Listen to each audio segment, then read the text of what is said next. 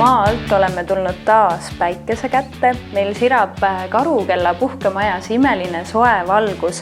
No, mis koht on see Karukella puhkemaja? Kellel siin eriti hea olla on? Karukella puhkemaja on selline päris uus koht puhkamiseks. Tuleb välja, et meie klientide tagasidest me ise ei teadnudki seda, on see, et Eestis eriti ei ole sellist 5 privaatse toaga puhkemaja. Et alati kas on 3 või 4 toad, kusagil võib-olla üldse narides. Et selline mõnus koht 10 seltskonnale, kus saab nautida sellist nagu privaatsust ja mugavust. Ja siin on mugav isegi peredel. Perede jaoks me oleme päris palju teinud, et lastel oleks tegevust nii toas kui ka õues.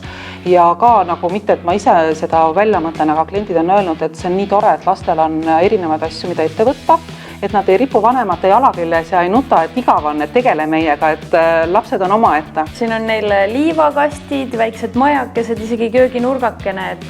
Täpselt ja veel ütleme tubastest tegevusteks on meil kapp on täis igasuguseid huvitavaid lauamänge ka suurtele, mitte ainult lastele. Ja üleval toas on päris hea hunnik lasteraamatuid, mis on siis nagu minu lapsepõlvest.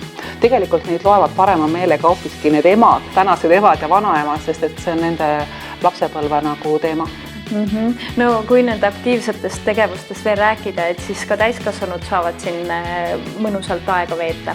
Jah, me oleme koha peale loonud sellised võimalused, et nad võtavad koridorist sellest vastavast riiulist kas siis petankikuulid või nad võtavad discgolfikettad. Viimane asi, mis meile hoovi peale tuli, oli võrkpall ja ka mjölki, et praegu on ka mingisugused sellised huvitavad võistlused selle mjölkiga, et kuidagi kogutakse mingeid punkte. Jah, et kliendil oleks midagi nagu väljas teha.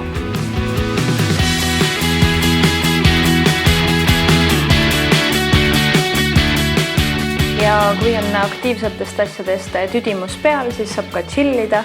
Nii et saunad ja mis teil siin on veel? No chillida saab niimoodi, et meil on üle poole maja on terrass. Niimoodi, et hommikupäikese käes on siis 10 lauakomplekt, mööblikomplekt ja ka õhtupäikese käes on samamoodi sarnane. Nii et täpselt, et kus kohas see chill on, siis inimesed saavad liikuda. Maja hinnasees on saun ja on ka muidugi meie kuumave tünn. Tegelikult see tünn on vale sõna, peaks ütlema, et on kuumave bassein, sellepärast, et see vesi on seal kogu aeg soe. Kliendid ei pea seda üles kütma, et see on jälle üks suur mugavus. See maja näeb tõeliselt ilus välja. Sisekujundus on minu enda tehtud ja kõige keerulisem oli muidugi see, et internetis kahelkivitükike, tapeeditükike, missugune see seinavärv on ja alati oli hingevärin, et kui need asjad on kohal ja kuidas nad kokku sobivad. Aga teine selline läbiv idee oli see, et me tahtsime, et oleks Eesti ettevõtjate valmistatud mööbel. Nii et kõik, mis on selline kõvem mööbel ja pehme mööbel, et see on kõik, see on nagu siis kummardus, ütleme Eesti ettevõtlusele, mööbliettevõtlusele.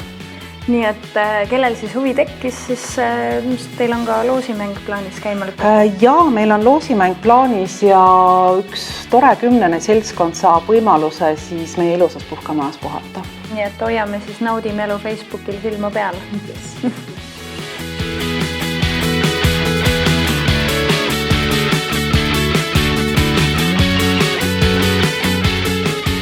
Ja sellise mõnusa puhkuse meeleoluga me ka tänase saate kokku tõmbame, et siis jälle teid järgmisel nädalal uute seiklustega tervitada.